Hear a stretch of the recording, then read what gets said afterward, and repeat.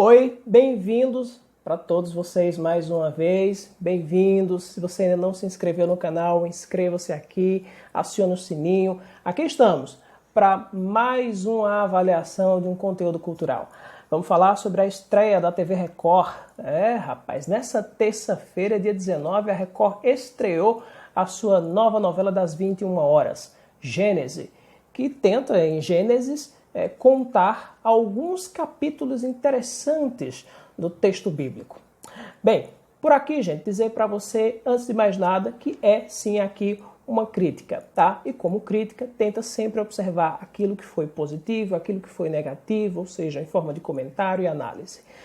Vamos começar então? Primeiro dizer para vocês que essa estreia aconteceu um pouquinho depois das 9 e um pouquinho da noite, terminou um pouquinho depois das 10h03, se não me engano, mais ou menos. O texto, no caso ali, é de Camilo Pellegrini, Rafaela Castro, Stephanie Ribeiro, baseado no texto bíblico, a direção do Edgar Miranda. Lembrar que houve muitas mudanças nessa composição aí do pessoal que estava responsável, no caso, pelo texto, no caso, né? Então, nesse vídeo aqui, o que a gente vai falar é exatamente sobre a audiência, tá? Sobre, evidentemente, elementos que estavam lá na novela. Então, vamos começar primeiro com a nossa crítica aqui, depois eu trago para vocês os números consolidados de audiência. Olha aqui, gente, a novela começa com uma nasga da narrativa envolvendo Lúcifer, tá? Um pedacinho só, né? O anjo caído. A extinção dos dinossauros aparece também, né, mais de 60 milhões de anos atrás, no caso. A narrativa em primeira pessoa do próprio Deus contando como foi a criação do mundo, do sol, da lua, das estrelas, né, das águas e diversidades de animais também. A criação de Adão e depois de Eva, né, a partir da costela de Adão, e a tentação, no caso do fruto proibido, e a repercussão inicial dessa decisão, tá? Então, basicamente, essa aí a sinopse do que aconteceu no primeiro capítulo de Gênesis. Agora é o seguinte, gente, ao que interessa realmente. Olha, em relação a Lúcifer, aparece muito pouco, mas aqui há algumas coisas para falar sobre isso. A mobilidade do ator Igor Hickley, que é quem faz o Lúcifer, né, foi prejudicada. Logo ali de início dá para perceber isso. Os gestos que ele tenta fazer com aquelas asas ali, né, que pareciam mais feitas de papel laminado, né, mostraram claramente uma desarmonia entre o que o ator queria fazer e o que o material possibilitava que ele fizesse. Geralmente é preciso ter um estudo muito grande para saber a flexibilidade do material, como é que o ator está se sentindo, se os movimentos saem muito mais naturais. Eu não percebi essa naturalidade entre aquilo que o ator queria fazer e aquilo que realmente se desenhou na cena.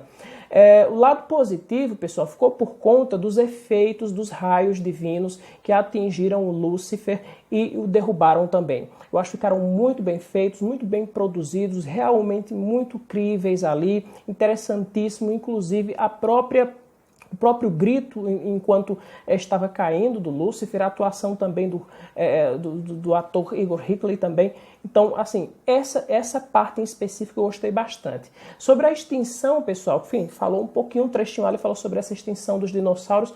A novela da Record preferiu abraçar a visão científica, viu? De que os animais foram extintos por uma chuva de meteoros. Mas aí você deve estar dizendo, Wellington, mas não foi uma chuva de meteoros que levou à extinção dos dinossauros, né? Bem, gente, é o seguinte, o que se conversa muito hoje em dia é que, por um lado, teria sido um asteroide, né, que teria caído, e esse grande impacto teria levado à extinção desses grandes animais terrestres, os dinossauros, há mais ou menos 60 milhões de anos. Tá? Há um outro estudo também muito aceito que fala a respeito de repercussões através de erupções vulcânicas, que teria criado uma atmosfera inviável para a vida desses animais. De qualquer maneira, relacionado à queda de meteoros, objetos celestes e tal, como que aconteceu na novela, tem mais respaldo na narrativa científica, nos estudos científicos, melhor dizendo, né, do que propriamente nos estudos bíblicos, tá? Então, seria uma menção indireta ao asteroide que caiu sobre a Terra e teria dizimado as criaturas, aquilo que aconteceu na novela. Mas, pessoal, ao fazer essa escolha aí, né, a novela incorre em incoerência também, porque o texto bíblico, né, aponta a ausência de qualquer mal antes de Adão e Eva comerem do fruto proibido. Se há ausência de qualquer mal, por que a extinção dos animais então, né? Portanto, os dinossauros, a partir desse ponto de vista aí, teriam habitado a Terra com humanos, tá? A partir do ponto de vista bíblico, né? Segundo a ciência, os dinossauros teriam vindo há mais de 60 milhões de anos. Segundo a Bíblia, haveria a possibilidade de uma habitação entre humanos e dinossauros. Bem, há uma outra discussão muito maior aqui, eu não vou entrar nos pormenores. Pessoal, achei a narrativa praticamente catequética mesmo, né? Quase infantil em alguns momentos. Eu gostei dos efeitos aplicados para alguns animais, achei que ficaram muito bons. A serpente, antes da transformação, para mim, ali ficou no vale da estranheza. Sabe aquela coisa que você entende, mas não compra, porque parece estranho demais, né? Para o que está acontecendo no contexto, não gostei, para mim soou falso. Mas, olha, eu entendi como positivo o fato de haver uma transformação dessa serpente, tá? Evidentemente, pelas próprias palavras do texto bíblico, né? Quando o próprio Deus diz, a partir de agora rastejará. Então, se ela vai rastejar, antes não rastejava. Há uma transformação. O outro ponto que eu gostaria de citar é que ela já rastejava antes, né? Passou a rastejar mais ainda. Né? Esse fator de transformação através de um efeito especial passa, então, essa conversação entre essas duas linguagens, o texto bíblico e o que aconteceu na novela. Para mim, aceitável, eu achei até bom essa parte, mas não comprei o animal em si, a maneira como foi colocada ali a serpente, né? Acho que muita gente também achou estranho.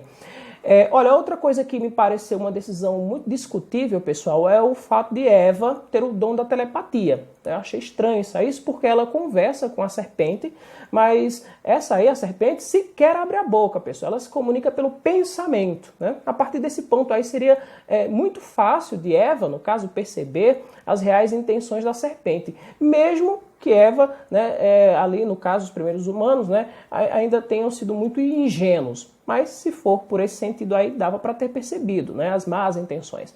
Olha, eu entendo que o texto peca, pessoal, na abertura. No caso aí, né, o texto bíblico dá referência à persuasão de Eva, né, no caso pela serpente, e essa mesmo pela a persuasão de Adão feita por Eva. Como assim? Né? Acho que o pecado era explorar um pouquinho mais essa persuasão de Eva por parte da serpente, foi muito rápido, e também a persuasão de Eva, no caso, quando ela persuade, na verdade, quando ela convence Adão a comer do fruto. Eu acho muito pobre ali o texto, acho que a Bíblia dá uma abertura para você criar ali, acho que o texto ficou muito pobre, ele é convencido muito rapidamente, para quem dá um grito, inclusive, ao perceber que a mulher está mordendo, comendo o fruto, né? Então, mesmo com esse grau de ingenuidade, eu acho que faltou um pouquinho trabalhar esse texto aí, tá? Bem, achei que também as escolhas da direção enfraqueceram um pouco o poder do texto bíblico, tá? Tomadas, no caso, na floresta, com a câmera a meia altura, em movimento essa câmera, né? Não ficaram boas, achei que não, tá? A decisão por um Adão mais ríspido, né, em relação a Eva, mostraram para mim um pouco de exagero, acho que não precisava tudo isso que aconteceu ali, que foi parar na tela. No quesito da atuação, os poucos segundos do ator Igor Hickley durante a queda, né, e também pós a queda, né, foi ótima, né, eu considerei muito boa a atuação dele, mas o que se entregou em Adão e Eva, para mim, deixou a desejar. Né? Não sei se por escolha dos atores, né, de terem feito daquela maneira e tal, ou do diretor, né? Porque há diretores que demarcam muito as cenas, né? Eu não sei se foi esse o caso aí, tá, gente? Bem, outra coisa foi o domínio, no caso, né, o domínio do foco, do fogo, no caso, né, pelo homem, né? Já nesse contexto da criação, o homem já dominava o fogo, né? É o que acontece lá na floresta em determinado momento. Tá? Na saída do Éden ou na floresta, não se sabe muito bem onde eles estão ali, mas o fogo, né, aparece em alguns momentos ali, como se fosse dominado mesmo, né? Foi então acendido por Adão e Eva. Né? Então Adão e Eva aparecem sob a luz do fogo que eles acenderam, tá? Acho que melhor seria a opção de luz pelo brilho da própria lua, do próprio luar. Né? Por fim, acho que a produção da TV Record está atenta a essas coisas aí, certamente ajustes podem ser feitos também. Em relação à audiência, a novela foi muito bem, né? Muito bem mesmo. Foi uma média de 16,2 pontos de média, 17,7 de pico, quase 18. Foi vice-líder isolado, o SBT ficou em terceiro lugar, a Globo ficou em primeiro lugar, né? A Globo exibia Parto do Jornal Nacional e a novela das 9, né, A Força do Querer. Essa, pessoal, foi a maior audiência das novelas da Record desde 2016, tá? E aí, o que é que você achou? Você também assistiu, né, a Gênesis, a estreia da novela das 21 horas da TV Record? O que é que você achou? Faça o seguinte, pode colocar seu comentário aqui, tá? Eu agradeço muito, muito pela sua atenção aí do outro lado. Se você não se inscreveu, inscreva-se no canal para receber esse e vários outros conteúdos também, tá? Um abraço para todos, muita saúde para todo mundo. Até o próximo conteúdo nesse canal.